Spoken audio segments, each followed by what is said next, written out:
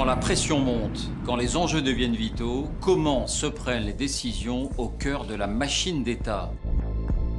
En janvier 2013, la France déclare la guerre aux djihadistes qui menacent de conquérir le Mali.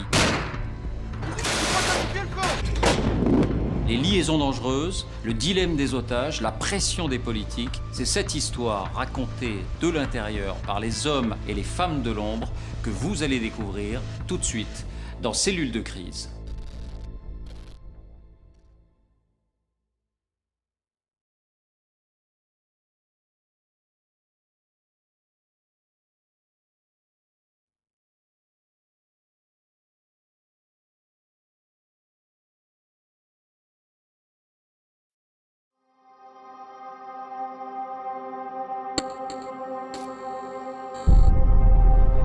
Le 11 janvier 2013, la France lance seule une offensive surprise au Mali.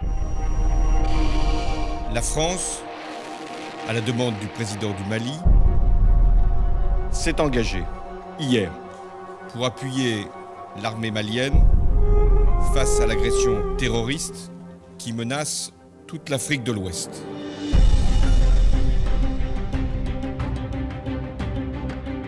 Quand la France entre en guerre, quand une décision engage la vie de milliers de soldats contre un ennemi lointain, comment la machine d'État se met-elle en ordre de bataille?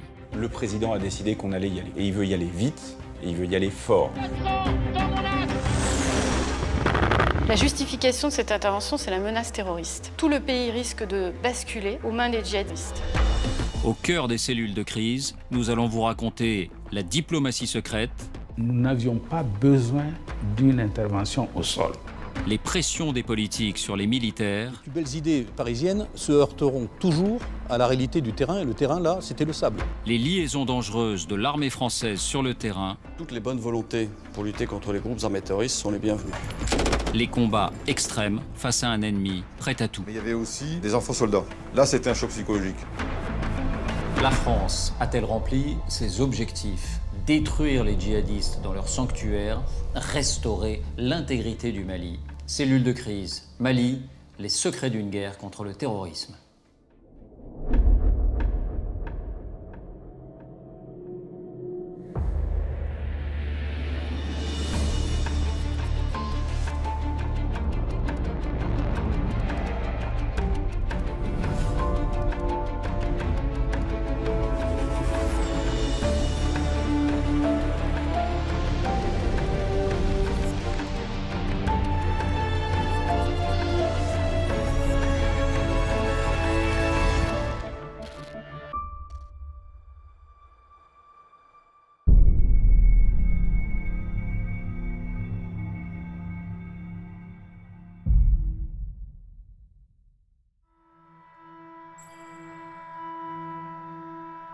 La première alerte est donnée à Creil, par des opérateurs de la très secrète direction du renseignement militaire. Sur leurs écrans, des balises localisent les téléphones satellites de chefs djihadistes au Mali, à 5000 km de là.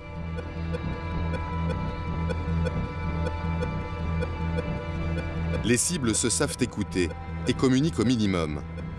Mais la surveillance électromagnétique permet de suivre les déplacements de leurs téléphones.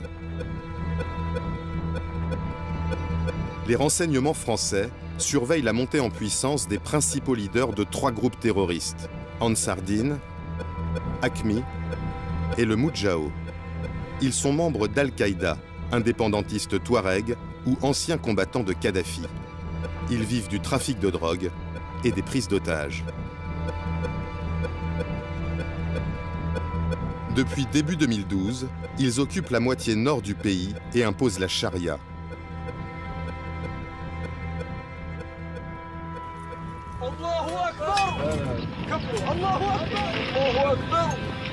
Ces images de destruction des mausolées de Tombouctou font le tour du monde. Ce message est envoyé à la France, aux États-Unis et à tous les pays de l'OTAN. Leur dire que les Moudjahidines sont prêts à l'offensive à n'importe quel moment. Pour la première fois, ces groupes jusque-là autonomes sont en train de s'allier. Ils sont estimés à plus de 1500 combattants.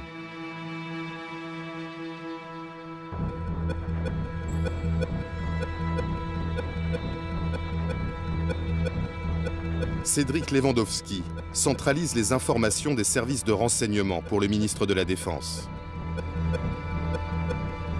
Tout un faisceau de présomptions nous permettent d'être tous les jours un peu plus convaincus qu'il se passe quelque chose et que ces mouvements-là, qui n'étaient pas censés dialoguer les uns avec les autres, sont en réalité en train de planifier quelque chose.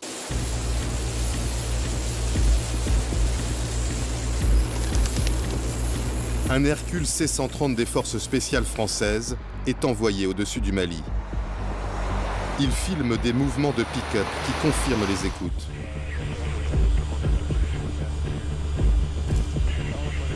Des combattants djihadistes convergent vers le sud, menaçant la capitale, Bamako. On a du renseignement avec des caméras au-dessus de cette colonne, relativement haut pour ne pas être visible du sol, et qui nous a permis de dire à nos autorités politiques et militaires, si on ne fait rien maintenant, il sera trop tard après.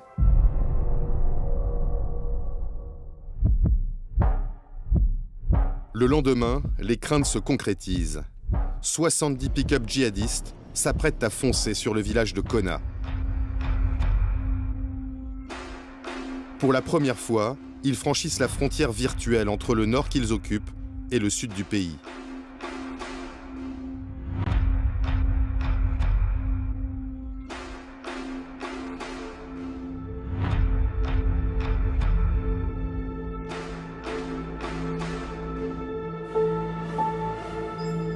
Ce même jour, dans le Loiret, François Hollande présente ses vœux aux militaires. Il se montre préoccupé par la crise au Mali.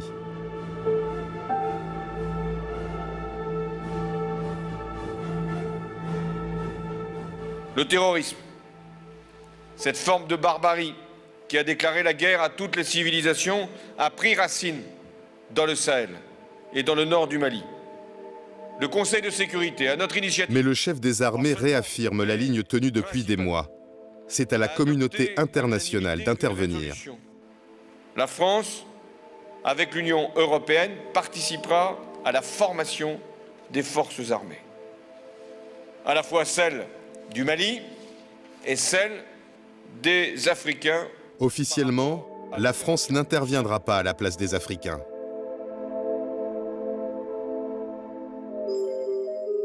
Mais la position de François Hollande va évoluer en quelques heures. De retour à l'Élysée, il reçoit plusieurs coups de fil des autorités maliennes. Laurent Fabius est témoin d'une de ces conversations. J'ai le souvenir d'un coup de fil du président Traoré qui dit ceci. Monsieur le Président de la République, la France est le seul pays qui dispose de forces capables de nous défendre. Et donc je vous demande d'intervenir parce que non seulement je serai mort, mais les terroristes auront pris le contrôle du Mali. Hélène Le Gall est à la tête de la cellule Afrique de l'Élysée. Depuis des mois, le président prépare avec les chefs d'État de la région une force africaine, mais il faut du temps. Ce qui va se passer sur le terrain, le regroupement de tous ces djihadistes, en fait, va précipiter les choses et va obliger à une intervention beaucoup plus rapide, beaucoup plus robuste. Et ça, seul un pays comme la France pouvait le faire. Dans le plus grand secret, l'Élysée commence à négocier les conditions d'une intervention militaire. Pour qu'elle soit légale, François Hollande demande une invitation écrite des Maliens. Une première lettre arrive à l'Élysée, par télégramme diplomatique crypté. Mais elle ne convient pas. Cette lettre du président malien Traoré, la voici, elle ne fait pas référence à l'ONU. Oui, et c'est un problème parce que la France veut absolument intervenir dans le cadre de la légalité internationale. Et pour ça, elle a besoin que les Maliens adressent aussi leur appel à l'aide à l'ONU. Et il y a une autre difficulté sur cette lettre, elle est trop précise. Elle fait référence à une intervention aérienne immédiate. Or, le 9 janvier, la France est convaincue qu'elle devra intervenir au sol parce qu'elle pense que l'armée malienne en pleine débâcle n'est pas capable de faire face à l'avancée des pick-up djihadistes. Et donc cette lettre limiterait la marge de manœuvre de l'armée française. Cette lettre demandait une intervention militaire rapide, une intervention aérienne. C'est précisé, une intervention aérienne. nous n'avions pas besoin d'une intervention au sol, parce que l'armée malienne était quand même prête à poursuivre les terroristes au sol. Et du coup, Kounda Traoré demande un appui aérien dans sa première lettre. Il pense que ça va suffire pour stopper l'avancée des djihadistes.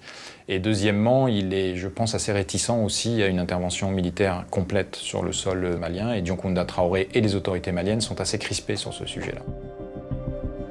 Les conseillers ministériels français planchent sur les modifications qu'ils vont demander aux Maliens. En fait, on leur donne les termes de la lettre qui nous conviendraient et on échange avec les autorités maliennes qui nous refont une lettre dans la même journée où le Mali demande officiellement le soutien militaire de la France. Ces tractations diplomatiques restent secrètes. Publiquement, il n'est toujours pas question de lancer une action militaire au Mali.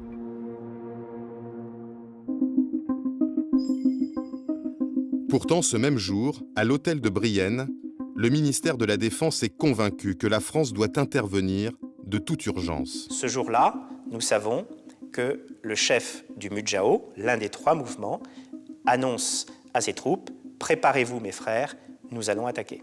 Imaginez qu'Al-Qaïda prenne le contrôle du Mali, dispose d'un État en soi, s'installe, ça veut dire avoir une base arrière, installer des usines de fabrication d'armement. S'il prenait le contrôle d'un État, alors c'était une déstabilisation de l'ensemble du Sahel et donc un véritable danger pour la France et pour l'Europe. La France redoute la création au Sahel d'un sanctuaire terroriste, d'un Sahélistan, à l'image de ce qui s'est passé quelques années plus tard en Irak ou en Syrie avec le groupe État islamique. C'est l'enjeu central. Mais est-ce qu'il y a d'autres intérêts pour Paris à intervenir, politiques ou économiques? Alors la France n'a pas vraiment d'intérêt au Mali. Elle ne participe pas à l'extraction de l'or malien, qui est la principale ressource du pays. Et ailleurs? En revanche, oui, elle en a au Niger voisin, juste à côté du Mali, car le Niger fournit 30% de l'uranium consommé par les centrales nucléaires françaises. C'est vital. C'est absolument stratégique de protéger ses approvisionnements de la menace terroriste. Dans le village de Konna, des combats opposent les djihadistes à l'armée malienne depuis la veille. La centaine de soldats maliens ne tient plus que la préfecture et 2 checkpoints. Le commandant Abbas Dembélé est à leur tête. En face de nous, les véhicules qui débarquaient des djihadistes qui tentaient de monter à l'assaut sur nos différentes positions. Le checkpoint sur l'axe de Tombouctou avait été détruit. Le checkpoint principal qui avait pu tenir et qui repoussait même l'ennemi risquait de prendre l'attaque dans son dos. Pour ne pas laisser les hommes à la boucherie, j'ai évalué un peu le risque. J'ai dit stop. Il fallait se replier sur notre ligne en arrière et réorganiser ses forces. Après 2 jours de combat, les soldats maliens se replient. Les djihadistes prennent possession du village de Konna. Ils filment leur entrée victorieuse dans la ville.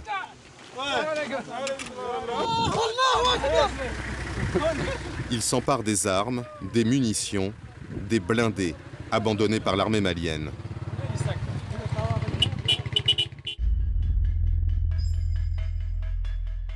À Paris, au ministère de la Défense, les informations sur la débâcle de Konna remontent en temps réel. La France n'est pas encore en guerre. Pourtant, le patron des forces spéciales donne l'ordre à ses hommes installés au Burkina Faso de partir pour Mopti Sévaré, une grande ville proche de Konna. On a envoyé des reconnaissances, parce qu'on ne s'engage jamais sans reconnaissance, sans renseignement. Quelques 20 à 30 bonhommes sur l'aéroport de Mopti Sévaré, avec de quoi se défendre et de quoi tenir quelques jours. Qui tient l'aéroport, tient la ville. Les forces spéciales aménagent leur poste de commandement à l'intérieur de ce bâtiment.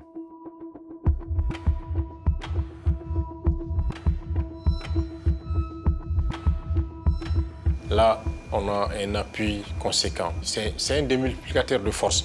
Leur nombre importe peu, mais chacun des éléments de cette force a plusieurs capacités. Ce ne sont pas des soldats ordinaires. Ces hommes des forces spéciales interviennent pour des missions délicates, sur des terrains où la France n'est pas présente officiellement. Ils opèrent discrètement depuis 4 ans, dans la région du Sahel. Sur place, ils s'appuient sur le responsable de l'aéroport. Ils sont venus, ils me disent, bon, ne courez pas des journalistes, pas d'autres personnes. Nous, c'est toi seul qu'on reconnaît à l'aéroport. N'importe quelle personne qui doit rentrer doit passer par toi et tu nous informes. La nuit tombée, des renforts continuent d'arriver. Une centaine d'hommes qui ne passent pas inaperçus. Officiellement, la France n'est pas en guerre. Des journalistes pourraient poser des questions. À Bamako, l'ambassadeur de France anticipe les fuites. Dans l'urgence, je sollicite de Paris des éléments de langage. Qu'est-ce qu'on doit dire aux médias qui vont, à la population, qui vont bien s'apercevoir qu'un avion militaire français s'est posé sur le sol malien et d'un commun accord avec les Maliens, on dit voilà, reprise de la coopération.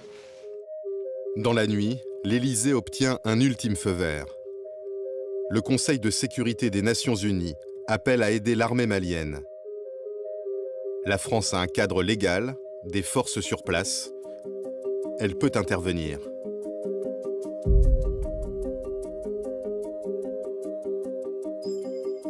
Le président Hollande présente ses vœux au corps diplomatique. Monsieur le Président de la République. La veille, il affirmait encore que la France n'interviendrait pas au Mali. Cette fois, il prend tout le monde de court. Nous sommes face à une agression caractérisée. J'ai donc décidé que la France répondra aux côtés de nos partenaires africains à la demande des autorités maliennes.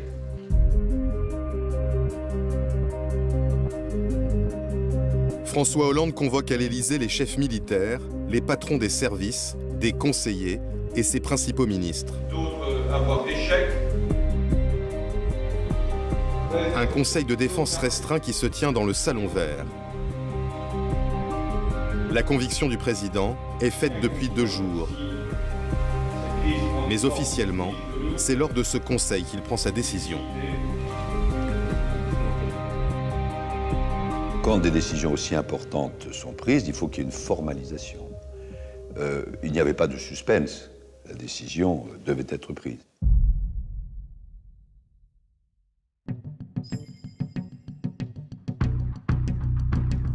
Dès la fin du Conseil de défense, le chef d'état-major des armées rejoint un bunker enfoui sous le boulevard Saint-Germain.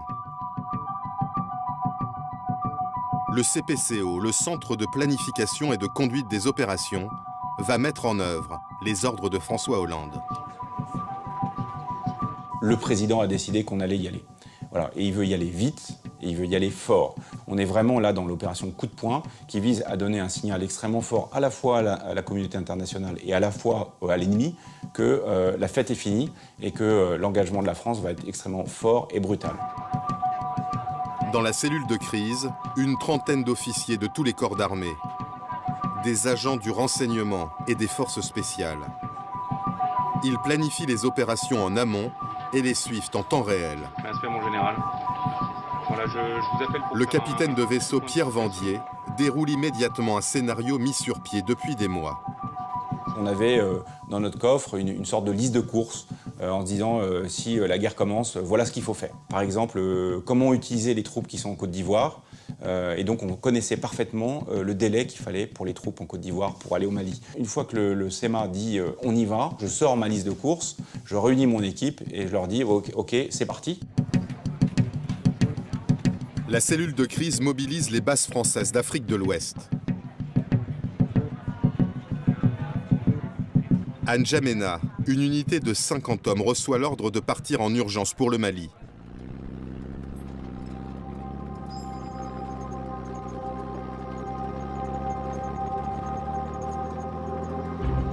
Le colonel Paul dirige le détachement.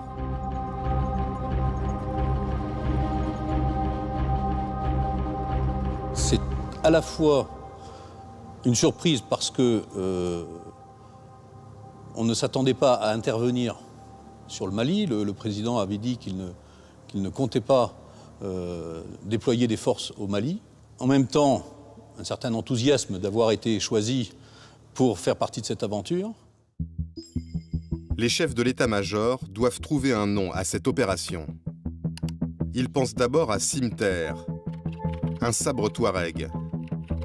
Mais si l'armée s'enlise, le jeu de mots cimetière serait trop facile. Ils trouvent finalement la solution sur Wikipédia. Ce sera Serval.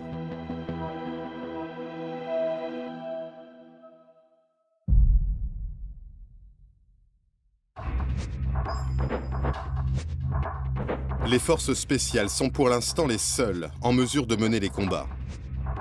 Elles reçoivent l'ordre de bombarder les pick-up djihadistes qui se rapprochent de Mopti Sévaré. À ce moment-là, le moyen le plus efficace et le plus rapide, c'est d'utiliser les hélicoptères de combat, en l'occurrence des gazelles qui étaient celles que nous avions sur place, équipées d'un côté d'une mitrailleuse et de l'autre côté de missiles anti-chars, qui sont allés en vol, je vais dire, au contact de cette colonne de djihadistes.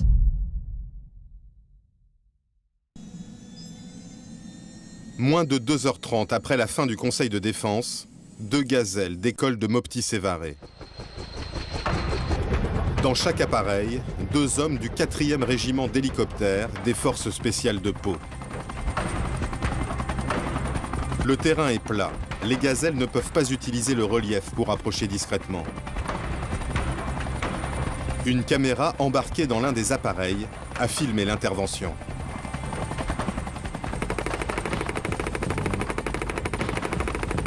La gazelle ouvre le feu sur une cible au sol.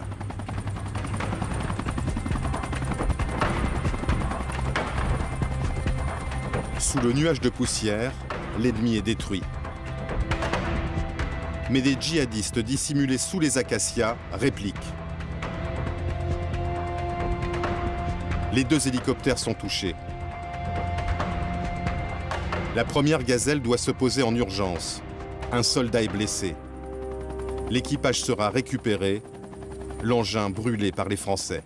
Je préfère détruire la gazelle définitivement de façon à ce qu'elle ne puisse pas être utilisée en termes de propagande contre nous. Pour dire, regardez, c'est un hélicoptère français, c'est nous qui l'avons détruit. L'autre appareil reprend la direction de l'aéroport. Mais à bord, le lieutenant Damien Boiteux est gravement blessé à l'aine.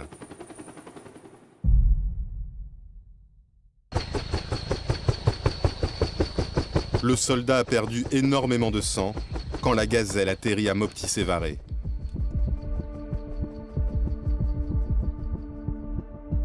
Le chef du contingent de force spéciale me dit ah, Doucouré, tu viens vite. Ils sont venus avec un blessé grave. C'était horrible à voir, vraiment.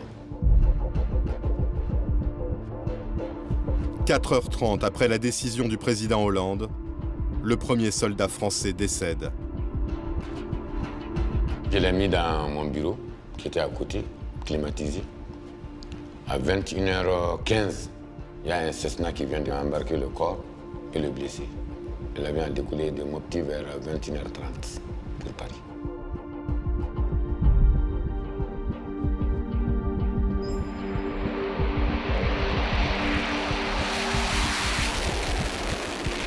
Après les hélicoptères, des Mirage 2000 de l'armée de l'air entrent en action. Ils vont lâcher leurs bombes sur les positions ennemies autour de Konna. Dès la fin de la première journée, l'offensive des djihadistes est stoppée. Au premier soir de l'intervention, la colonne est donc stoppée, mais pourquoi envoyer des gazelles, ces vieux hélicoptères, pas blindés, qui doivent voler bas pour tirer et qui sont donc plus vulnérables? On n'est pas les seuls à se poser cette question. Les parlementaires membres de la commission de la défense ont élaboré ce rapport sur l'opération Serval. Et dans ce rapport, ils soulignent la vulnérabilité intrinsèque des gazelles. Et quelle est la réponse de l'armée? Eh bien, le général Gomard, qui est le patron des forces spéciales, lui, il assume son choix. Pour lui, c'est l'urgence qui prime. Il faut arrêter les djihadistes le plus rapidement possible.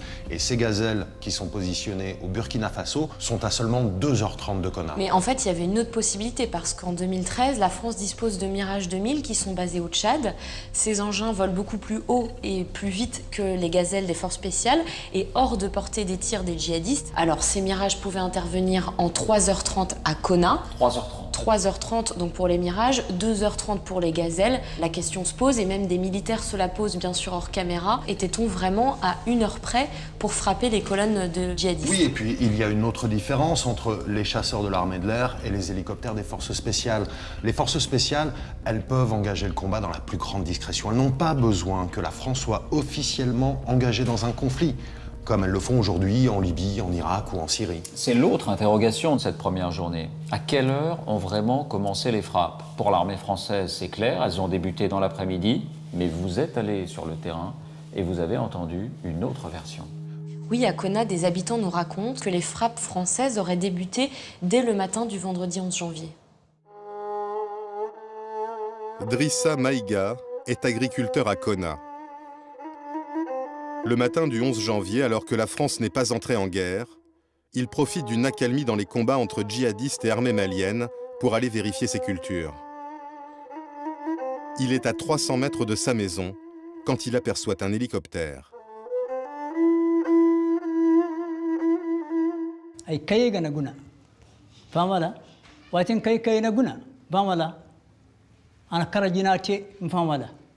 ana kara hinkanto te famala kul yamma kayega na guna nti bora kana chabayana de mujahidune kango arrondissement ora ina tire fo. Drissa Maïga retourne vers sa maison et constate qu'elle a été touchée, dit-il, par des tirs d'hélicoptères français. Wati ni ana yakone ka ko fare ay kubi kayekat ay ke ka kasana kan aga lani famala aminata bu adama bu zainabu bu aliyu bortaci ay ni kurgari kan dogori mana banyuti dogori ku dogori ndribu ay go jiri way gunda hera famala mali madu ande panda ay karlan tambarane mali madu ande panda ngare he ay go jiri way gunda hera fam donc wala boy hunde ho ay zaru bero kan go yana ngata adama kinawi. Sur place, d'autres témoins racontent des frappes de l'armée française dès le matin du vendredi 11 janvier. Les hélicos de combat faisaient cap sur Konna. Un hélico de combat avec des missiles, avec des mitrailleuses. Tout le monde sait ce que ça fait, c'est pas pour aller patrouiller. À partir du 11 déjà au matin, il y a eu des bombardements ou des frappes des hélicos français sur les résiduels ennemis qui se trouvaient déjà encore à Konna. Les autorités françaises maintiennent leur version. Il n'y a eu aucune frappe d'hélicoptère avant le déclenchement officiel de la guerre, le vendredi après-midi, ni aucune victime collatérale. Très clairement, là-dessus, je peux être tout à fait définitif. Les premières frappes ont lieu à 16h via le détachement des forces spéciales. Il n'y a pas de frappe avant la décision du président de la République qui est prise pendant le Conseil de défense qui, lui, se tient à 11h30 à l'Élysée. Deux versions s'opposent. Celle des Maliens, celle des Français, qui démentent tout dommage collatéral. 3 ans après, où en est-on? Alors depuis 3 ans, la famille Maïga, qui affirme que 4 de ses membres ont été tués, ne se résigne pas. Elle cherche à obtenir réparation auprès des autorités françaises. Alors elle s'est par exemple tournée vers l'ambassade de France à Bamako ou vers des bases militaires françaises au Mali. Mais après toutes ces démarches, elle s'est finalement vue opposer par un procureur malien ce document. Alors c'est un SOFA. C'est en français un accord sur le statut des forces militaires.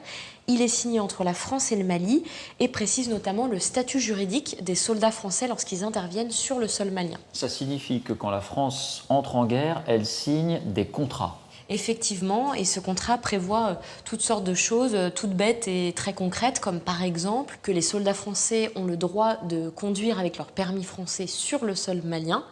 Mais il y a aussi un article, pour le coup, là, qui m'a davantage étonnée. C'est l'article 9, qui dit que la partie malienne prend à sa charge la réparation des dommages causés aux biens ou aux personnes, y compris lorsque la partie française en est à l'origine. Autrement dit, si la France tue des civils, par exemple lors de raids, elle n'est pas juridiquement responsable. Non, la famille Maïga ne peut pas se retourner contre la France pour obtenir réparation. Elle ne peut se retourner que contre l'État malien. Exactement, c'est le Mali qui doit prendre à sa charge toutes les indemnisations, même si la famille Maïga arrivait à prouver que les Français sont responsables de ces frappes. Et qu'a-t-elle obtenu? Alors pour l'instant, la famille Maïga n'a rien obtenu. Alors ça peut paraître choquant, la lecture de cet article, mais la réalité est la suivante, c'est que la France décide de s'engager pour sauver les institutions maliennes. La contrepartie, c'est qu'effectivement, s'il y a des dommages collatéraux, ce qui se produit dans pratiquement toutes les opérations militaires, on ne voudrait pas que les soldats français soient poursuivis par une juridiction nationale ou internationale.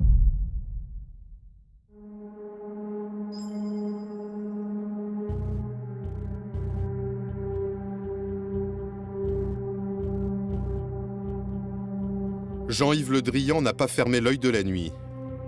Dans quelques heures, il doit faire devant la presse un bilan des opérations au Mali. Le ministre doit gagner l'adhésion des Français à cette guerre. Au moment où je vous parle, nous poursuivons les ok. Donc je décline tout ça pour penser que ça ne va pas les emmerder. Bon. Entouré de ses principaux conseillers, il passe en revue les éléments de langage, pèse chaque mot. L'Union européenne est mobilisée, c'est un peu gonflé de ma part, mais... Non. Non, puisqu'il y a un conseil affaires étrangères. Il y a un conseil affaires étrangères jeudi. Il va prendre des décisions. Oui, exact. Je vous rappelle que la donne a changé. Ouais. Voilà, c'est ça. L'agression caractérisée des... Les enjeux de communication sont absolument fondamentaux parce que l'opinion doit comprendre et adhérer à l'opération qui est en cours. C'est absolument fondamental pour la réussite même de l'opération. Donc oui, nous devons être extrêmement précis et d'expliquer ce qui est en train de se placer, c'est vrai, pour un pays, dans un pays qui est malgré tout relativement lointain dans le quotidien de chacun d'entre nous. À 65 ans, ce fidèle du président Hollande est spécialiste depuis toujours des questions de défense. C'est sa première guerre, un premier soldat est mort. Bien, mesdames, messieurs, je viens devant vous ce matin avec le chef d'état-major des armées dans une situation de gravité. La France est engagée dans un combat sans merci contre le terrorisme où qu'il se trouve. Malheureusement, l'un de nos pilotes, le lieutenant Boiteux, du 4e RHC de Pau, a été mortellement blessé. J'en viens maintenant au deuxième théâtre. Le ministre parle d'un deuxième théâtre. Il révèle que la veille, une autre opération ultra secrète a eu lieu en Somalie. On est à 6000 km du Mali, à l'autre bout du continent africain, et la DGSE tente de libérer un otage. Et cet otage, il a un statut particulier. Effectivement, cet otage, c'est Denis Alex. Il appartient à la DGSE, il est membre du service Action, et depuis 3 ans et demi, il est retenu en captivité par un groupe islamiste, les Chebab. Depuis, la DGSE mobilise de gros moyens pour essayer de le libérer. Et elle va finir par le localiser. Denis Alex va finalement être localisé à 100 km au sud de la capitale somalienne, Mogadiscio, dans ce petit village de Boulomarer. Et en décembre 2012, François Hollande va donner son feu vert à l'opération de libération. Cette opération, elle a un nom, c'est l'opération Musisi. Cette tentative de libération, elle a lieu le même jour que le lancement de la guerre au Mali. Est-ce qu'il y a un lien entre les deux? Selon les autorités, il y aurait des raisons bien précises. C'est une nuit dite de niveau 5, c'est-à-dire une nuit noire absolue, parce que les coefficients de marée sont également favorables et parce que les conditions météorologiques, telles qu'on pouvait les attendre, étaient idéales. Et donc, c'était oui, cette nuit du 11 au 12 janvier à 3 h du matin, que se trouvait le moment idéal pour intervenir en Somalie. Évidemment que c'est un hasard total qui a fait que les 3 mouvements djihadistes au Mali, qui ne sont absolument pas reliés au Chebab de Somalie, il n'y a aucune histoire à se raconter dans ce domaine-là, eux décidaient de foncer vers le sud. C'est le hasard complet de la petite et de la grande histoire. Des combats d'une grande violence se sont déroulés, d'une grande violence, au cours desquels, je parle maintenant avec précaution, tout donne à penser que malheureusement Denis Alex a été abattu par ses geôliers. Un soldat a perdu la vie à la suite de blessures et un soldat est porté disparu. En fait, ce soldat a été tué. Il y a donc 3 morts. C'est un fiasco. Et surtout, en 24 heures d'une guerre contre le terrorisme qu'il essaye de vendre aux Français, Jean-Yves Le Drian doit déjà annoncer 4 morts. Au deuxième jour de l'intervention, la cellule de crise Mali doit en priorité organiser la reprise des villes du Nord. Le CPCO s'appuie sur le système d'alerte Guépard. 5000 soldats français prêts à partir à tout moment, n'importe où dans le monde. À leur tête depuis 1 an et demi, le général Bernard Barrera. Je reçois un coup de téléphone du CPCO, donc de Paris, me disant « Attention, on va déclencher l'alerte Guépard, donc apprête-toi à mettre tes unités en place ». Je rejoins tout de suite mon PC qui était à quelques centaines de mètres de mon domicile, à Clermont-Ferrand, et j'appelle mes 5 colonels en disant « Pour l'instant, on ne sait pas quelles unités, mais on est dans du réel, et apprêtez-vous à partir et à prévenir vos capitaines pour qu'ils préviennent eux-mêmes leurs soldats ». En quelques heures, les premières unités sont prêtes à partir. Elles quitteront la France au bout de 2 jours. Le général Barrera, lui, va attendre 9 jours pour rejoindre le Mali. Car les logisticiens du CPCO sont confrontés à des problèmes d'acheminement des hommes et du matériel. L'armée manque d'avions de transport. À l'hôtel de Brienne, le ministre en personne prend son téléphone pour en trouver. Il fait le tour des Alliés, dont les Américains. On nous proposait de louer des heures de vol. Un coup de téléphone, disons viril, mais correct, entre Jean-Yves Le Drian et Leon Panetta, le ministre de la Défense américain à l'époque, a permis de débloquer la situation en quelques minutes. Le ministre explique à son homologue que les Russes, eux, proposent de prêter gracieusement leurs avions.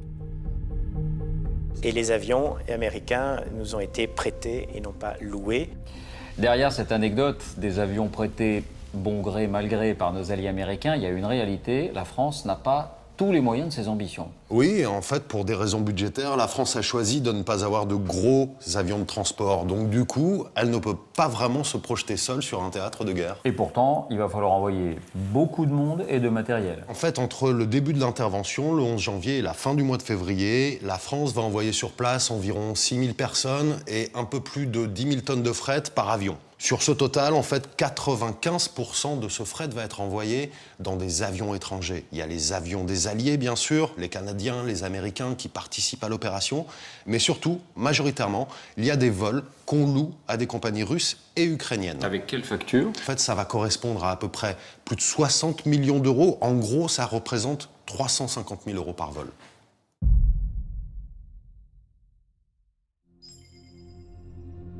Après les premières frappes pour arrêter les pick-up, le CPCO veut détruire les bases arrières des djihadistes, dans le nord du Mali.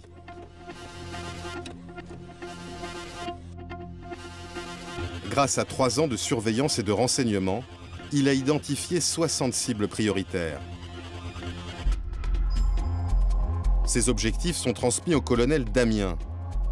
Il commande le premier escadron de Rafale envoyé au Mali. Ce sont des postes de commandement des groupes terroristes dans la région de la boucle du Niger, au centre du Mali. Et ce sont des dépôts logistiques, des dépôts de carburant, des dépôts de munitions. Et ce sont également des camps d'entraînement des groupes terroristes.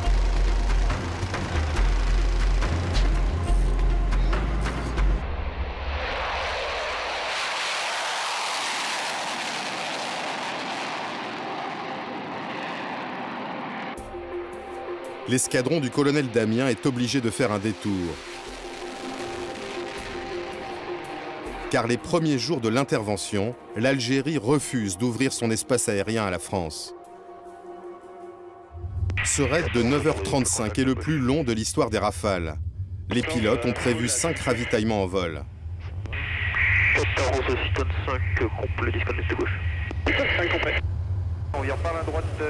En milieu d'après-midi, ils larguent leurs 24 bombes sur la région de Gao. Combien de temps encore? 7 secondes.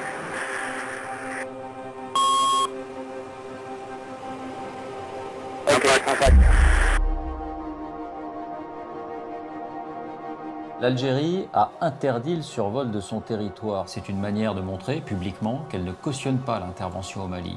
Pourquoi? Pour des raisons de politique intérieure. Les autorités algériennes ne sont pas mécontentes de montrer à leur opinion publique qu'elles tiennent tête à l'ancien colonisateur français. Et puis, Alger entretient une relation complexe avec les groupes djihadistes. C'est-à-dire?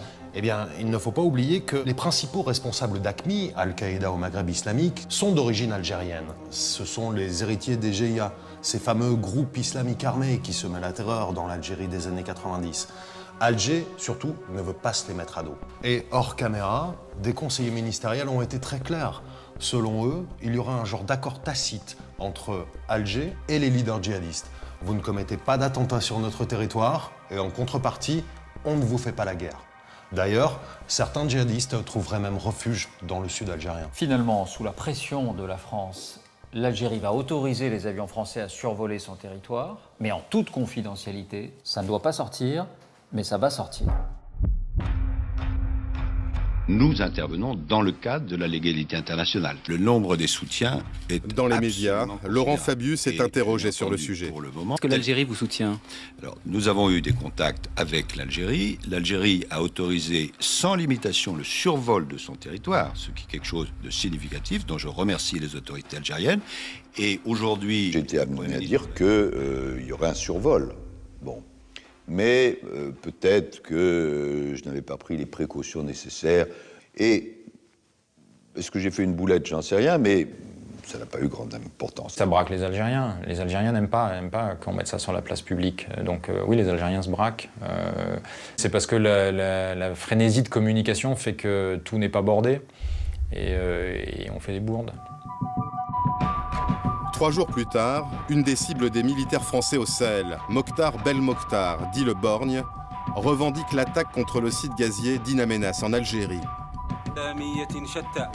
800 otages, 40 morts. L'attaque a été planifiée avant le déclenchement de Serval. Mais les terroristes s'en servent comme prétexte. Ils visent l'Algérie, disent-ils, car elle a ouvert son espace aérien à la France.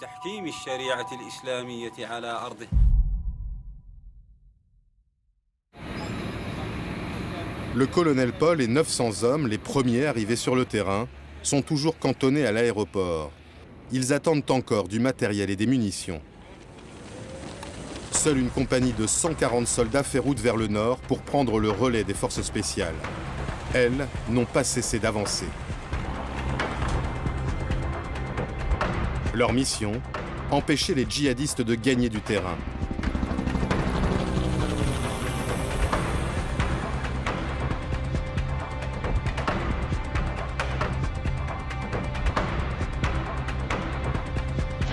En 10 jours, avec seulement 250 hommes, elles ont investi 5 villes.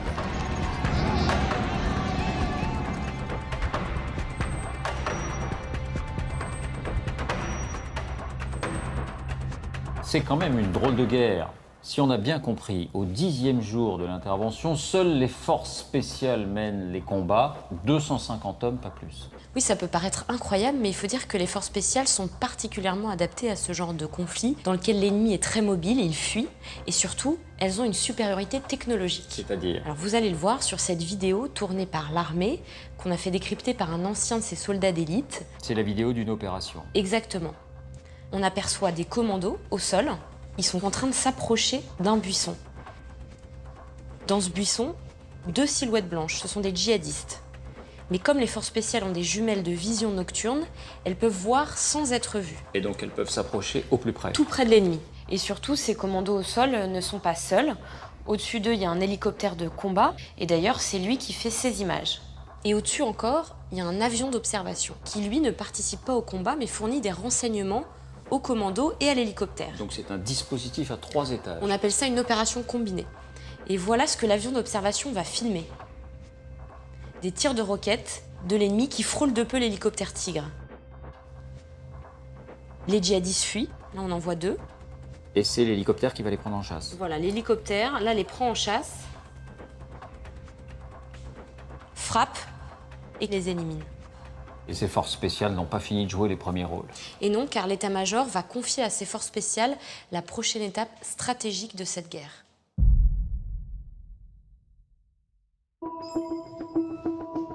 Les officiers du CPCO sont mobilisés sur la prise de la ville de Gao, sur le fleuve Niger. Fief de l'un des mouvements terroristes, le Moudjahou, elle est stratégique pour la reconquête du Nord Mali.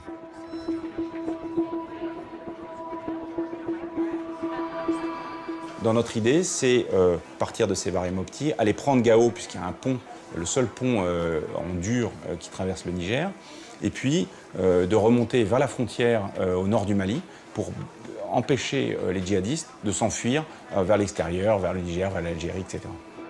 Un ordre venu de l'Élysée chamboule des mois de planification. François Hollande veut Gao, mais il demande aussi Tombouctou. Et il veut aller vite. Il leur donne 10 jours. Tombouctou, c'est aussi un objectif vis-à-vis de l'opinion publique française. C'est la ville la plus connue du Mali à travers le monde. Et parce que son poids à la fois culturel et symbolique frappe et a frappé l'ensemble de la population internationale quand on a su qu'elle était aux mains des djihadistes. Et donc la reprise de Tombouctou est une véritable prise de guerre, même si elle est symbolique. Effectivement, reconquérir Tombouctou, ça a du sens politique, même si militairement, ce n'est pas notre plan au départ. On n'est pas payé pour dire ça n'a aucun intérêt d'aller à Tombouctou. Nous, notre boulot, c'est de rendre possible la volonté politique. En termes d'efforts, de coordination, ça oblige à revoir le plan. C'est votre client au restaurant qui change d'avis alors que vous êtes déjà en train de faire la cuisine, qui vous dit en fait je voulais pas de la viande, je voulais du poisson. Le général Barrera, chef de la brigade Serval, est arrivé au Mali avec son PC de 92 officiers. Le CPCO n'a pas eu le temps d'entrer dans les détails du raid sur Tombouctou. C'est donc lui qui décide de la route à prendre. On se dit, bon, par où passer? Et donc là, il y a 3 options. Soit la route goudronnée qui arrive directement sur Tombouctou. Mais le seul problème, c'est que vous avez le fleuve entre Tombouctou et vous, et il n'y a pas de pont, il y a juste des bacs, et vous ne connaissez pas l'état des bacs. La deuxième solution, c'est de faire tout le tour en passant par Gao du fleuve Niger et d'arriver donc par l'est de Tombouctou. C'est long, et vous ne connaissez pas non plus la route, enfin en tout cas la piste de sable qui se situe de ce côté-là. Et puis finalement, vous avez la route qui est la plus sûre, mais qui est en même temps la plus, allez, on va le dire, la plus dégueulasse, parce que c'est du sable, c'est des marécages. Et c'est aussi la route qu'a pris Joffre au siècle dernier pour prendre Tombouctou. Donc historiquement, je me dis, si les anciens sont passés par là, c'est aussi parce que c'était certainement la meilleure route à prendre.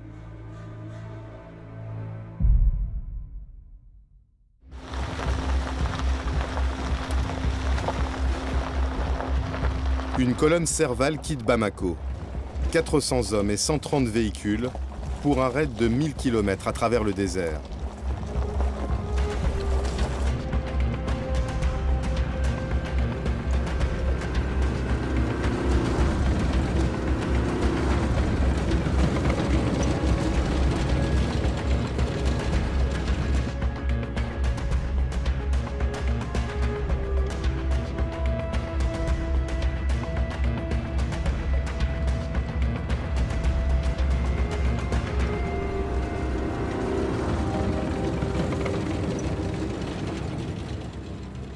Les hommes du colonel Paul ont 4 jours pour atteindre Tombouctou.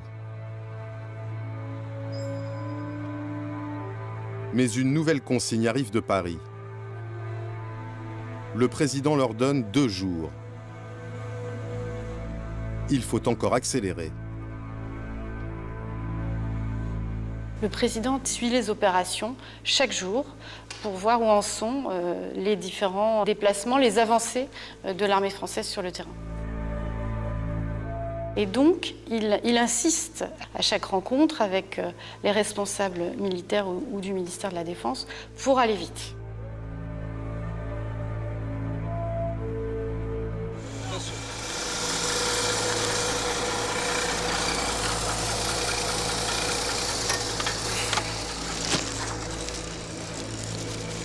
En cours de route, les hommes du colonel Paul doivent intégrer une unité de l'armée malienne. Une autre consigne de Paris. Notre mission principale, c'est pour Tombouctou, d'accord? Faut pas qu'on oublie ça. Ensuite, on pourra lancer des fouilles à droite. Nous ne voulions pas, nous, que notre intervention soit perçue comme l'intervention d'une puissance extérieure, d'un occupant, parce que ça aurait été, non pas immédiatement, mais à terme, l'échec absolu. Donc les instructions qui ont été données, c'est qu'à chaque fois que c'était possible, nous opérions avec les forces maliennes. C'est une question politique, de stratégie. Je peux te guider jusqu'à là-bas. Mais l'armée malienne manque de moyens et d'expérience.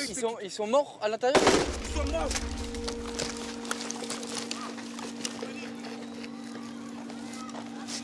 Un soldat malien s'est malencontreusement tiré une balle dans le pied en retirant son arme. Putain. Il faut que tu dises à tes hommes de faire attention à ça. Même tout de suite, j'ai parlé de ça. Enlevez-la, s'il te plaît. Enlevez-la, s'il te plaît.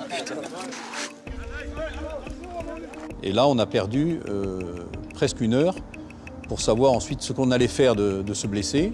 À ce moment-là, le chef doit prendre une décision. Donc un seul blessé, c'est blessé malien. Le soldat malien est confié à un hôpital local. La colonne reprend sa route.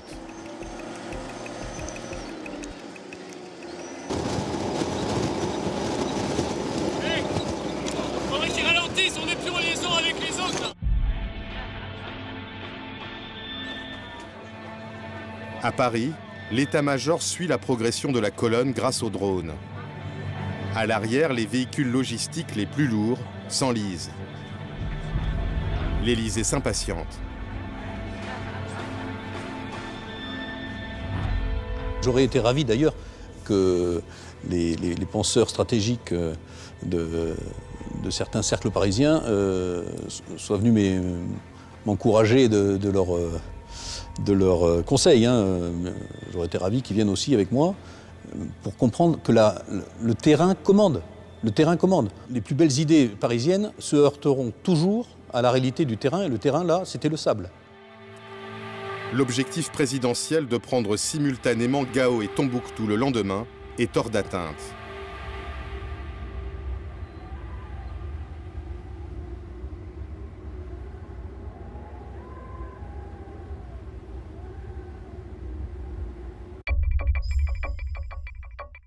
À Paris, les militaires doivent rendre des comptes. 3 fois par jour, ils sont convoqués avec des conseillers et des diplomates dans le bureau du directeur de cabinet Cédric Lewandowski. Peu habitué à ce que les politiques interviennent autant dans la conduite de la guerre, certains le surnomment ironiquement le général Lewandowski. Je le prends comme un hommage et je suis très fier. Je ne me prends pas pour un chef de guerre. Je suis le directeur de cabinet civil et militaire du ministre de la Défense, en charge de faire en sorte que le ministre de la Défense soit toujours extrêmement précis et extrêmement juste pour aider à la décision du président de la République.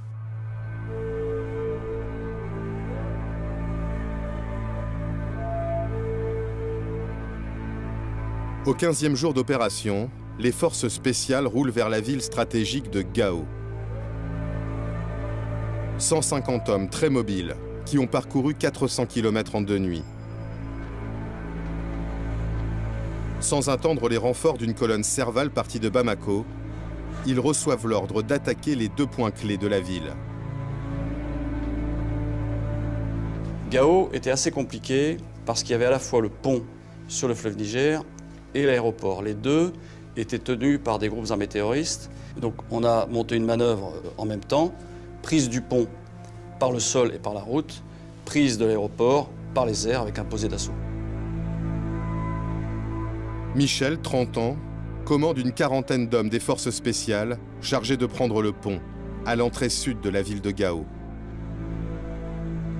Si jamais le pont est détruit, ou alors si le pont reste aux mains des djihadistes, il va falloir monter une manœuvre extrêmement coûteuse en temps pour franchir le Niger, en sachant qu'il n'y a pas de pont sur plusieurs centaines de kilomètres, que ça va donc grandement complexifier l'opération Serval, et surtout que ça va laisser le temps aux djihadistes de préparer une manœuvre défensive à base d'embuscades, de mines et d'engins explosifs improvisés. Les djihadistes ont installé leur checkpoint à l'entrée sud du pont, dans une zone habitée.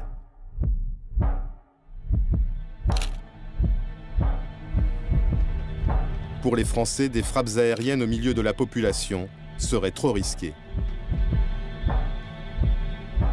Peu nombreuses, les forces spéciales comptent sur l'effet de surprise. Par drone, elles repèrent une butte de terre à l'extérieur de la ville.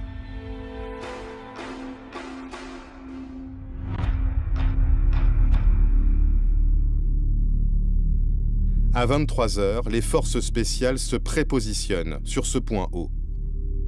L'ennemi ne s'attend pas à un assaut aussi imminent.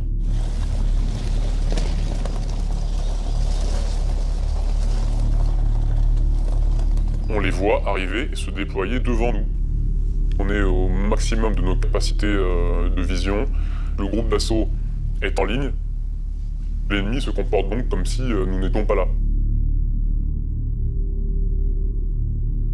Les djihadistes ont prévu de tendre une embuscade à l'endroit même où sont postées les forces spéciales. Lorsqu'ils arrivent à 5 mètres, les premiers échanges de tirs ont lieu. Il est 23 h 30. En moins de 2 minutes, on a neutralisé l'essentiel du groupe. Quelques minutes après, une très forte déflagration et un éclair devant nous nous surprend. Cette explosion, c'est le véhicule qui était au bord de la route, qui était en fait un véhicule piégé, destiné à nous arrêter pour faciliter l'embuscade ennemie. Les djihadistes installés sur le checkpoint entendent l'explosion. Certains fuient vers Gao en empruntant le pont, d'autres se cachent.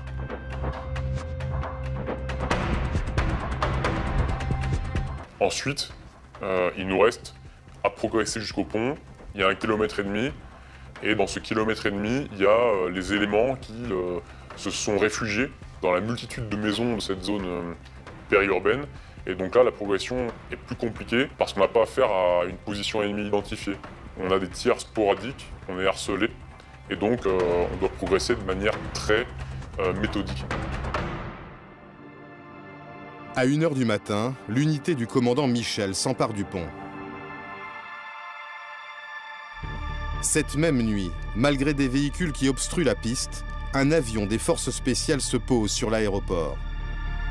Sans même couper ses moteurs, il débarque un commando et repart aussitôt. L'aéroport est pris sans résistance. En tant que patron des forces spéciales, je n'ai pas voulu rentrer dans la ville. Pourquoi? Parce qu'on rentrait dans une autre forme de combat et qui n'était pas le mien. Moi, j'étais en mesure de prendre rapidement le pont et l'aéroport et ensuite d'attendre que des forces, j'allais dire, plus conventionnelles et plus lourdement équipées puissent venir pour tenir le terrain. Sur le front de Tombouctou, à la date imposée par Paris, les véhicules de tête du colonel Paul sont encore à 200 km de la ville. Le convoi s'étend sur une centaine de kilomètres. Le retard s'accentue. Les véhicules sensables et les véhicules logistiques qui sont extrêmement lourds sensables 2 fois plus. Dans la journée du 26, ma colonne logistique a fait 800 mètres en 11 heures. On a décidé de couper la colonne en deux et de dire à ce moment-là, il y aura une colonne qui partira, qui foncera encore plus vite sur Tombouctou pour arriver le 27, puisqu'on n'y arrivera pas le 26. Et le convoi logistique, lui, servira, ensuite arrivera en deuxième échelon, arrivera même si c'est 24 heures après. Les Rafales assurent la couverture aérienne des forces françaises qui marchent vers Tombouctou. Le colonel Damien survole la ville. Nous avons observé un certain nombre de pick-up qui quittaient précipitamment la ville de Tombouctou. Donc ce sont effectivement des indications qui pouvaient laisser penser qu'il y avait un repli définitif vers le nord-est du Mali de la part de nos adversaires. Les informations convergent. L'ennemi semble avoir pris la fuite. Pourtant, l'Élysée insiste pour un déploiement militaire de très grande ampleur. En plus des blindés du colonel Paul, les parachutistes de la Légion étrangère sont mobilisés.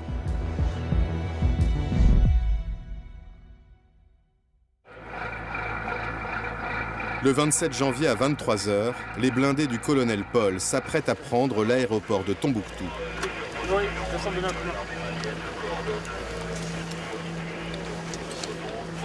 fermez les portes. On a reçu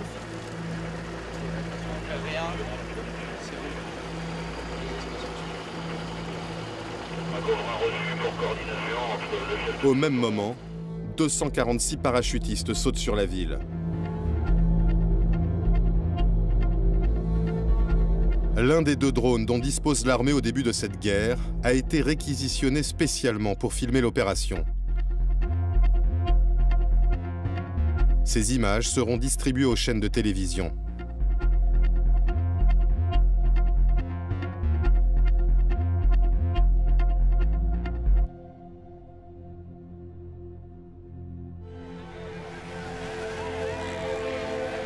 Au petit matin, les habitants fêtent l'arrivée des Français. Tombouctou est tombé sans un coup de feu. Au 18e jour de l'intervention, les soldats de l'armée conventionnelle n'ont toujours pas affronté l'ennemi.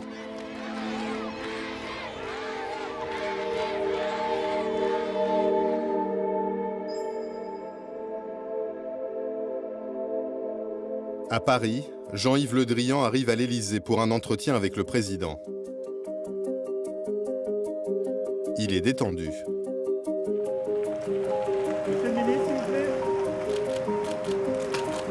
La ville de Tombouctou est tombée, on a fait des parachutages cette nuit et les forces françaises et maliennes tiennent Tombouctou.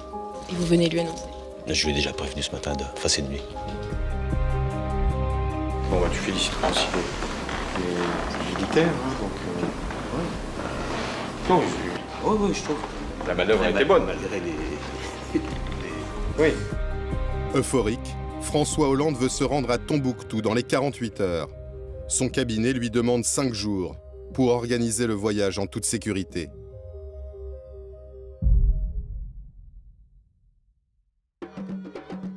À Tombouctou, une foule immense attend François Hollande. Le colonel Paul est en charge du dispositif de sécurité sur l'aéroport. 3 ou 4 minutes avant que l'avion qui a amené le président n'atterrisse, le gouverneur de Tombouctou est arrivé avec une dizaine d'habitants de Tombouctou et un chameau qu'il comptait, m'annonce-t-il, offrir au président, puisque c'est la tradition, lorsqu'une haute personnalité vient, on offre un chameau. Et donc, 3 minutes avant que l'avion ne se pose, j'ai mon chameau et je ne sais pas quoi en faire.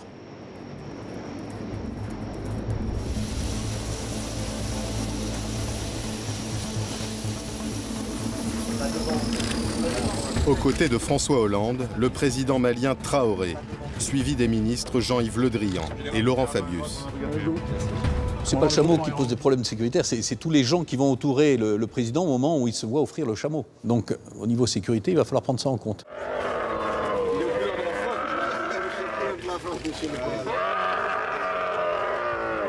Je l'utiliserai autant que je pourrai comme moyen de transport, mais je me souviendrai longtemps. Le président a fait savoir qu'il souhaite s'entretenir avec les chefs militaires du terrain, mais en privé. Il s'agit d'organiser une mini-cellule de crise, mais à laquelle on ne peut pas associer le président malien. Donc il va falloir trouver une manière de soustraire le président à l'ensemble du dispositif, et notamment de son homologue. Et donc il est prévu que le président ait envie d'aller aux toilettes, et je l'accompagne donc à l'intérieur de l'aéroport. Et donc là, on se retrouve en fait dans une cellule de crise, face à une petite carte.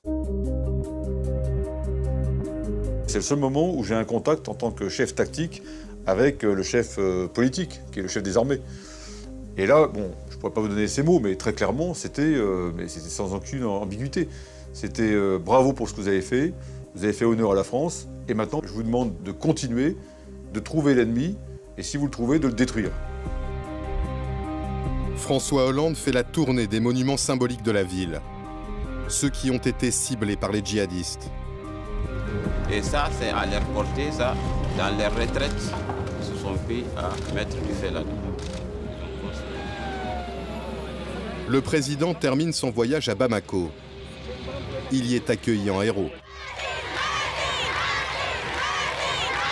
Nous étions là, nous entourions le président de la République. Et juste en face de nous, il y avait un écriteau qui était ça, que j'avais en face de moi. Alors, il y avait marqué « Merci à Papa Hollande et au tonton Le Drian et Fabius. C'était juste en face de moi. Sur le moment, c'est assez indicible. Bon, c'est plus simple que ça, on se dit qu'on a été utile. Sur la place de l'Indépendance, François Hollande prononce un discours dont une phrase va devenir célèbre. Et moi, je veux ici vous dire que je viens sans doute de vivre la journée la plus importante de ma vie politique. Cette phrase, c'est lui qui l'improvise au moment du discours. Je crois qu'il est gagné par l'émotion qui est visible sur l'ensemble des participants et en particulier la foule de Bamako qui lui témoigne beaucoup d'affection à ce moment-là. L'enthousiasme des Maliens vis-à-vis de François Hollande sera de courte durée.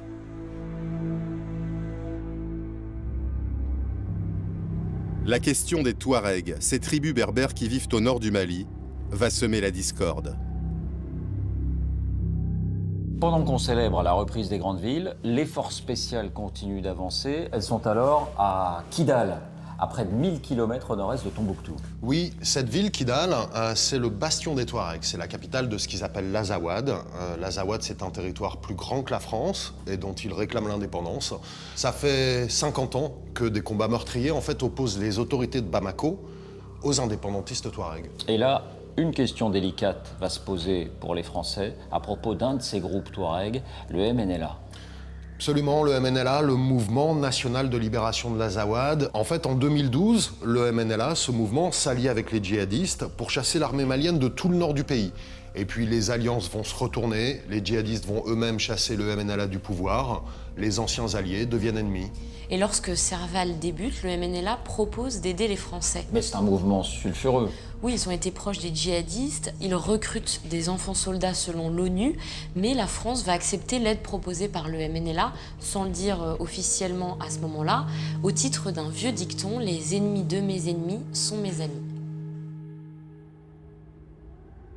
Le MNLA propose d'aider les Français, mais il pose une condition. L'armée malienne ne doit pas entrer dans Kidal. Les Français doivent venir seuls. À l'ambassade à Bamako, Christian Rouillet est catégorique. Il ne faut pas se compromettre avec les rebelles Touaregs. Pour nous, la principale menace est AQMI et la mouvance djihadiste. Et pour les Maliens, c'est le MNLA qui est la première menace. Pourquoi? Parce que c'est le MNLA qui a lancé l'offensive et c'est le MNLA qui conteste l'unité du Mali. Donc c'est ce que j'essaye d'expliquer à Paris en disant « Attention, il faut éviter de se compromettre avec le MNLA ». Mais le Quai d'Orsay passe outre les recommandations de l'ambassadeur. Les choses ne peuvent pas toujours être d'une limpidité absolue. Bon, ce qui est les mouvements terroristes, nous refusons de travailler avec eux. Mais il y a des personnes qui sont dans une situation un peu intermédiaire, et là, le rôle de nos services, c'est d'essayer de les amener du bon côté. Quelques semaines après la reprise de Kidal, l'ambassadeur Christian Rouillet, qui s'est publiquement opposé à la collaboration avec les rebelles Touaregs, sera démis de ses fonctions.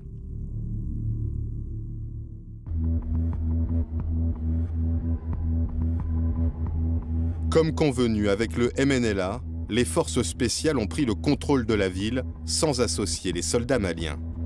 L'armée malienne n'a pas réellement pris possession de Kidal comme ailleurs, parce que l'armée française s'est interposée. Alors il faut qu'on nous explique. Il faut qu'on nous explique. Moi, je suis militaire. Mon combat était de neutraliser les groupes armés terroristes. Donc toutes les bonnes volontés pour lutter contre les groupes armés terroristes sont les bienvenues. Cette région est celle des Touaregs, qu'ils connaissent bien mieux que les forces spéciales françaises qui arrivaient et qui n'avaient jamais été, pour certaines d'entre elles, dans cette partie du monde. Donc il fallait dialoguer avec eux. Les forces spéciales ne se sont pas contentés de dialoguer avec le MNLA. Et non, au Mali, nous avons rencontré un combattant MNLA. Il est Touareg, originaire de Gao, et il a été enrôlé par les djihadistes quand ceux-ci ont pris la ville de Gao. Puis il a changé de camp, il s'est allié au MNLA. Et il vous a raconté des choses qui ne figurent pas dans l'histoire officielle. Fin janvier 2013, quand les forces spéciales entrent à Kidal, ce combattant MNLA va proposer ses services aux forces spéciales et ils acceptent. On a collaboré avec les Français, on a partagé la ville ensemble. Moi, je suis un guide. Je suis avec le capitaine Eric là. Il fait partie des forces spéciales. Je travaille avec eux, on me paie par jour même. Chaque jour, on me paie 25 000 francs CFA. Qui est-ce qui vous paye? Eric. C'est l'armée française? C'est l'armée française, ouais, qui me paye. Quand on sort, même à Kidal, on est ensemble toujours. On fait toutes les missions ensemble. Malgré le soutien de combattants touaregs, la traque de l'armée française piétine. Les grandes villes du Nord ont été reprises, mais l'ennemi reste invisible. La surveillance aérienne et les missions de repérage sur le terrain ne donnent rien. Après 4 jours, la seule chose qu'ils ont vue, c'est un gardien de chèvre et un âne. On se dit, mais voilà, la guerre est finie, il n'y a plus de djihadistes. Où est-ce qu'ils sont partis? Ils sont tous évaporés. Le temps qu'on a consacré à Tombouctou, c'est celui qu'on a perdu dans cette course. On a arrêté de courir derrière les bandits, du coup ils sont échappés. Donc il y a un peu cette frustration. Est-ce qu'on va réussir non seulement à libérer le pays, mais aussi à détruire l'ennemi? Et pour détruire l'ennemi, il faut le trouver. Et donc nous nous trouvons dans ce qu'on appelle, nous les militaires, le brouillard de la guerre. Le général Barrera envoie les parachutistes de la Légion étrangère quadriller le nord de l'Adrar des Iforas.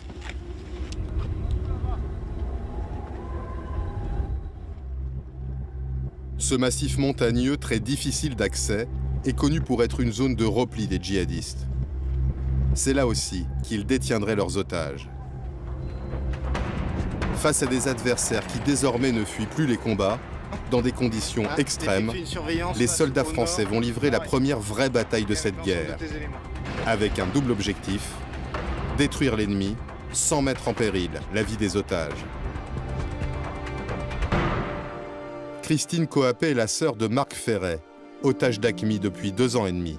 Le point culminant de notre peur, ça a été lorsque les armées françaises sont arrivées dans le massif de l'Adrar des Iforas. Ce que l'on craint, les familles, c'est justement que les otages se trouvent sous le feu et puis perdent leur vie. Les autorités, à ce propos, nous disent qu'elles vont faire le maximum, qu'elles vont essayer d'en tenir compte. Pour le CPCO qui coordonne les opérations, l'ordre est très clair. À aucun moment les otages sont pris dans le tempo des opérations. Le renseignement sur les otages, il interviendrait éventuellement en nous disant vous n'allez pas vous occuper de tel endroit, vous ne faites pas des frappes à tel endroit parce qu'on suspecte qu'il y a des otages. Et ça n'arrive pas, ou en tout cas si ça arrive, je ne l'ai pas vu. La force Serval prépare la bataille de l'Adrar des Iforas depuis la base de Thessalite.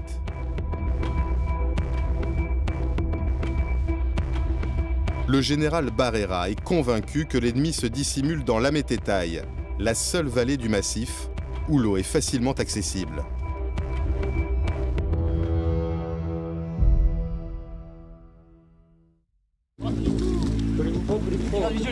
Allez les gars, ça percute les enfants, allez en avant. Chacun se déplace.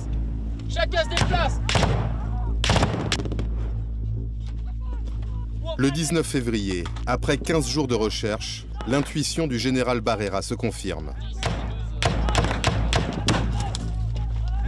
Les premières unités qui commençaient à grenouiller dans l'Adrar des Ifogas sont tombées sur une grosse embuscade de djihadistes qui protégeaient l'entrée de la Matétaï. Donc là, on a eu des combats très durs avec notre premier mort. Donc on a compris que le nord était gardé. Dans ce guet-apens, le sergent-chef Harold Vormesel est tué.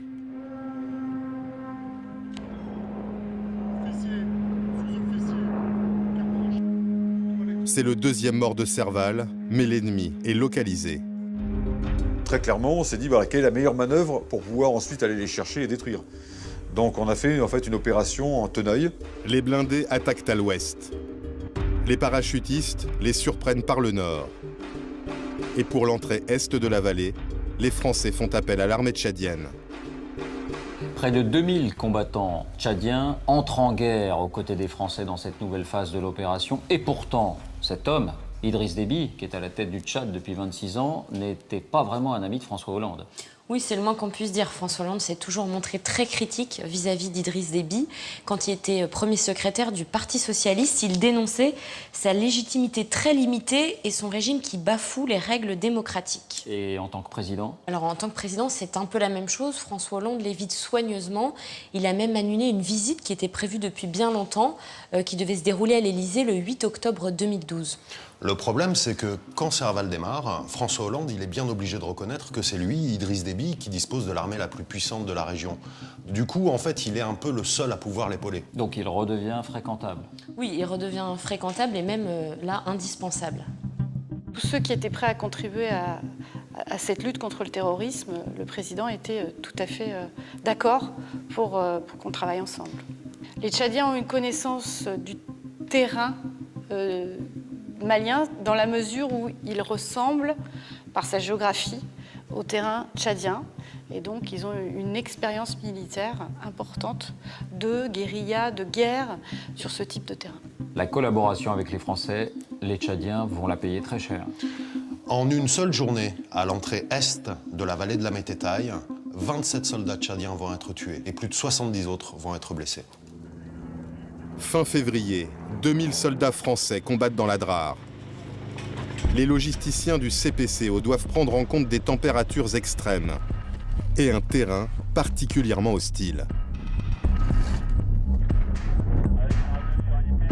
Et en fait, ce qu'on suit assez vite, c'est le taux d'indisponibilité médicale. Et donc, en fait, on voit jour après jour les chiffres des coups de chaleur. Donc, des soldats qui sont incapacités par coup de chaleur, qui montent. Des psychologues sont envoyés en soutien sur la base de Thessalite, ainsi que des aumôniers militaires.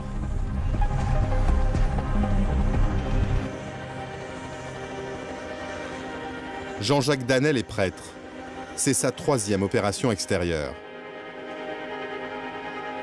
Je peux dire que je n'ai jamais senti autant de demandes de la part des militaires qu'en arrivant là-bas. Et même chez certains, c'était de l'ordre de l'attente. Enfin, vous arrivez, Padre. L'aumônier recueille les confidences de soldats qui, pour la première fois, voient leur ennemi de près.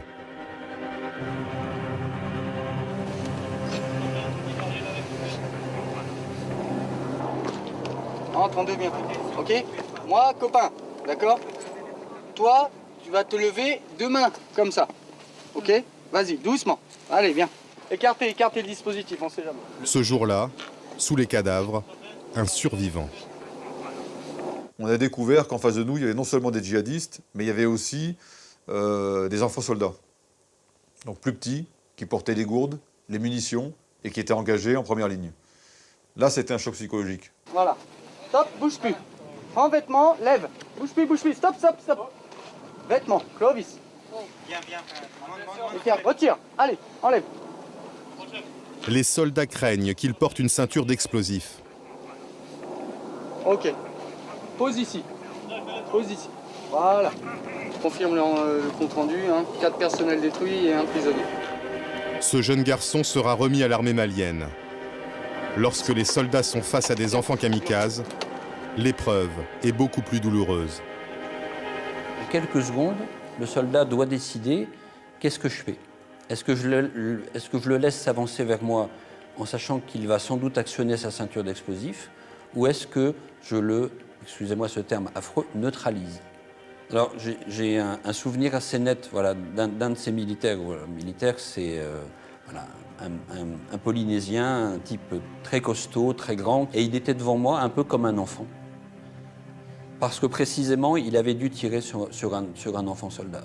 Et il m'a dit, Padre, je n'oublierai jamais ça de ma vie, parce qu'après je me suis dit, ce gamin, il pourrait être mon fils, il pourrait être mon petit frère.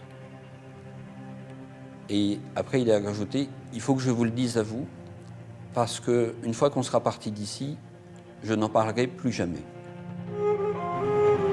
Pendant les 3 premiers mois de conflit, l'armée française prend en charge 40 blessés psychologiques, presque autant que les 47 blessés au combat.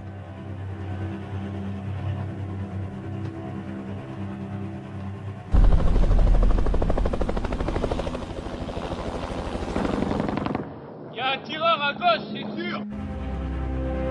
La force Serval fait face à une résistance déterminée de l'adversaire. Au nord de la vallée de l'Amététaï, 130 parachutistes sont ralentis par une dizaine de djihadistes retranchés sur un piton rocheux.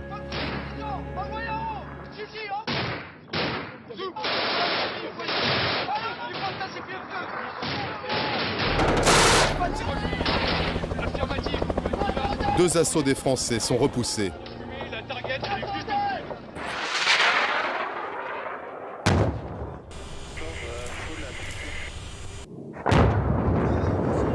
Malgré des tirs d'hélicoptères, 12 missiles et 2 bombes de 250 kg, l'adversaire résiste. Le caporal-chef Cédric Charenton, 26 ans, est mortellement touché à la tête. Après 9 heures de combat, les parachutistes renoncent et contournent par l'est. Un seul djihadiste a été tué, les autres prendront la fuite pendant la nuit. Il a fallu avancer de rocher en rocher, il a fallu passer ensuite derrière des massifs, escalader des bunkers de pierre. Et donc ça a été des combats très violents où il fallait éviter de se retrouver imbriqué. Quand je dis imbriqué, c'est que l'ennemi vous laisse passer et vous tire dans le dos. L'Adrar des Iphoras est reconquis pas à pas, au prix de frappes massives. 400 dans mon axe, 400 dans mon axe. Ok, c'est bon, visuel.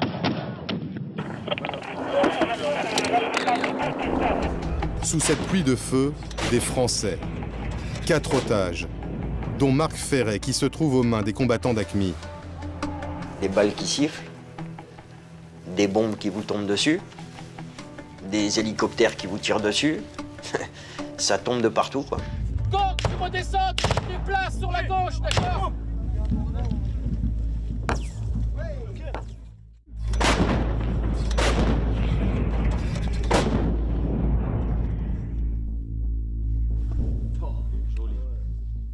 C'est zéro répit, c'est zéro nourriture, c'est rien. Et on était dans le groupe. Vêtus pareil qu'eux, avec un aspect physique identique à eux. Donc forcément, une cible potentielle pour tout militaire qui vient effectuer sa mission. Voilà. Vous faites partie du groupe qu'il faut éradiquer. Moi, je me suis dit, ben voilà, profite de l'instant qui est là parce que je pense pas qu'il y en aura d'autres. Les conditions de détention des otages vont encore se durcir. Jean fait partie d'une unité de renseignement chargée d'intercepter les conversations radio des djihadistes. Une mission confidentielle qu'il a accepté de raconter. Pour protéger son anonymat, nous avons reconstitué l'entretien. On était donc en poste à l'entrée d'une vallée, à écouter ce qui se passait. À écouter à côté de la vallée avant que le gros des troupes arrive pour faire le nettoyage. Et on avait une concentration d'émissions qui allait toutes vers le même indicatif, vers le même mec. Donc on a compris que c'était quelqu'un de plutôt important parce qu'il y avait plusieurs sonnettes, plusieurs individus qui parlaient qu'à un seul mec. La localisation probable d'un chef djihadiste remonte jusqu'au CPCO. Elle recoupe des renseignements de la DGSE. Abou Zeid, un des leaders d'AQMI et ravisseur de Marc Ferret, serait présent dans le massif. Faut-il frapper au risque de tuer des otages? Après débat, l'état-major donne le feu vert au général Barrera. Et donc on a fait tirer très rapidement 3 bombes antipersonnelles et 12 obus de canon César sur la position.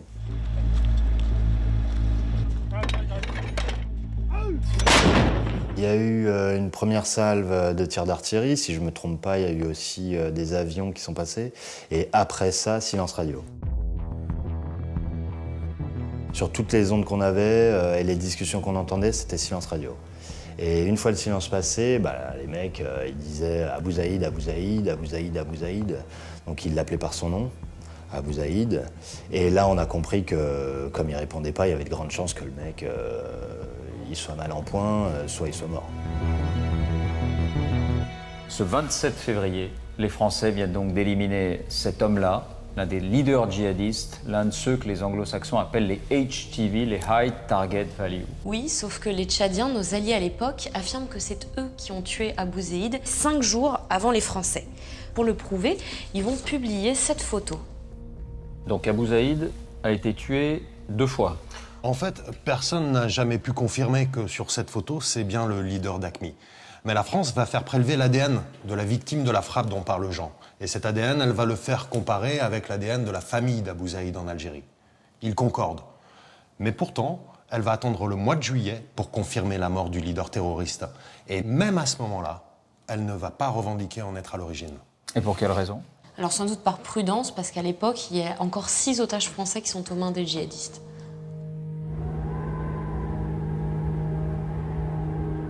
Après la mort d'Abou Zaïd, les ravisseurs parviennent à exfiltrer les otages de l'Adrar des Iforas, malgré les soldats français qui quadrillent le massif. On est sorti le matin, je dirais aux alentours de 8 heures, même pas avant, à découvert, à pied, dans une zone du massif très caillouteuse. Donc des roches, vous êtes pieds nus, vous courez, ça tire, ça. À plusieurs reprises, Marc Ferré a vu passer les soldats de Serval à quelques dizaines de mètres de lui. Il ne sera libéré que 8 mois plus tard, avec 3 autres otages contre rançon, après 1139 jours en captivité.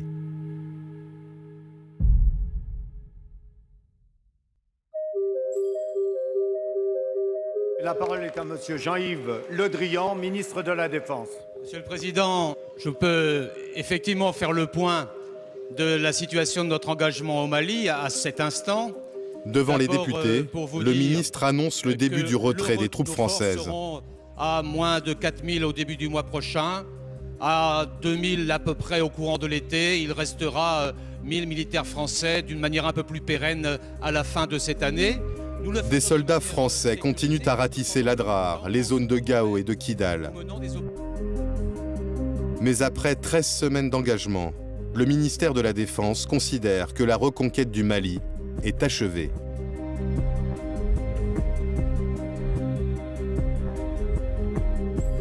Votre sacrifice rappelle à la nation l'âpreté des combats livrés au Nord Mali en particulier.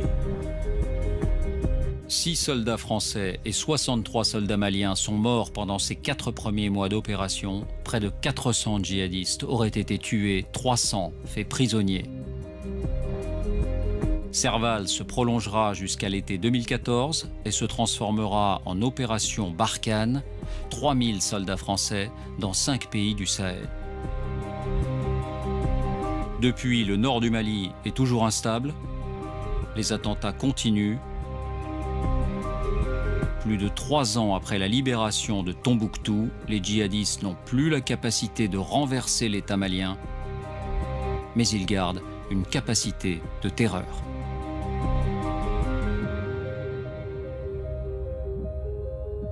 Bonsoir Monsieur le Ministre. Bonsoir. Et bienvenue dans notre cellule de crise. Est-ce qu'il reste encore des djihadistes dans l'Adrar des Iforas ou est-ce qu'ils ont tous été éliminés? Il y a encore des mouvements terroristes, mais ils sont d'une nature totalement différente par rapport à ce qu'on a connu en début 2013. Dans ce massif? Dans ce massif, et en particulier sur les couloirs de circulation qui existent dans cette partie du Sahel. Ce sont plutôt des terroristes qui mènent des actions plus classiques de terrorisme, moins militarisées. Lorsque l'opération Serval a commencé en janvier 2013, il y avait une véritable armée terroriste qui, avec des pick-up, plusieurs milliers de personnes qui descendaient sur Bamako. Là, nous avons affaire à des groupes beaucoup plus restreints. Combien sont-ils d'après vous? Peut-être quelques centaines au maximum, et qui ont mis en œuvre d'autres techniques qui n'ont rien à voir avec l'ampleur de la menace qui existait auparavant, mais c'est la raison pour laquelle il y a l'opération Barkhane, parce que ça ne concerne pas uniquement le Mali, ça concerne toute la zone, ce que j'appelle moi l'autoroute des trafics, au nord Sahel, qui part de la Libye et qui va jusqu'à l'Atlantique. Vous dites on arrivera à les éliminer un jour? Oui. Bien sûr, il faut de la durée. C'est un phénomène qui dure depuis très longtemps, mais oui, on y arrivera. Mais le Mali n'est pas encore sur pied, si j'ose dire. Le Mali n'est pas encore... Mais il y a encore un peu de la fragilité au nord. Oui, c'est vrai. Ça veut dire qu'on est là-bas pour 10, 20, 30 ans peut-être? J'espère le moins longtemps possible. Mais quand on combat des djihadistes au nord Mali encore aujourd'hui, on assure aussi la sécurité de la France. Quelques questions qui sont posées dans le film. La question des otages. Comment est-ce qu'on fait à un moment donné pour arbitrer entre la nécessité d'une opération militaire, de mener l'offensive, et puis la survie des otages, qui peut être conditionnée aussi par ces mêmes opérations, parce qu'il peut y avoir des représailles? À ma connaissance, M. Boujadas, les otages sont vivants et libres. Je suis allé moi-même les accueillir à Niamey. Mais comment allez-vous arbitrer? Ils sont vivants et libres. Est-ce qu'il y a eu un dilemme à un moment donné? Il y a eu des précautions de prise, bien sûr. Je ne vais pas rentrer dans les détails. Les services secrets travaillent de manière extrêmement étroite avec nos forces armées. Il y avait des risques, oui, sans doute. Mais les otages sont vivants et libres. Autre information qui ressort dans ce film, les moyens de l'armée française. Est-ce qu'on a les moyens de nos ambitions quand on se rend compte qu'on n'arrive pas à organiser une opération de transport de troupes, de matériel, avec nos propres avions et qu'on est obligé d'aller les louer ou les demander ailleurs? On a constaté qu'il pouvait y avoir des manques. Et le manque majeur, c'était la logistique, c'est-à-dire le moyen de transport. Moi, j'ai trouvé ça en arrivant, hein. J'étais là depuis 6 mois, un peu plus. Et donc, j'ai pris la décision de renforcer ces moyens, en particulier de passer des commandes d'avions de transport, qui étaient indispensables. Est-ce qu'on peut tirer un enseignement de cette guerre au Mali pour la situation en Syrie et en Irak aujourd'hui, du point de vue français? On n'est pas du tout dans la même configuration, même si c'est la même adversité. Entre Daesh et AQMI, il y a la même volonté barbare de détruire, quoi qu'il arrive, déstabiliser. C'est le même enjeu avec des implications géographiques totalement différentes. On peut constater néanmoins que lorsqu'il n'y a plus d'État stable, alors c'est le champ ouvert pour le terrorisme, et ce terrorisme nous vise nous, que ce soit en Syrie, en Irak, ou que ce soit au Sahel ou au Mali. Merci, Monsieur le Ministre, d'avoir répondu à nos questions. Cellule de crise revient le mois prochain. Nous parlerons des attentats du 13 novembre.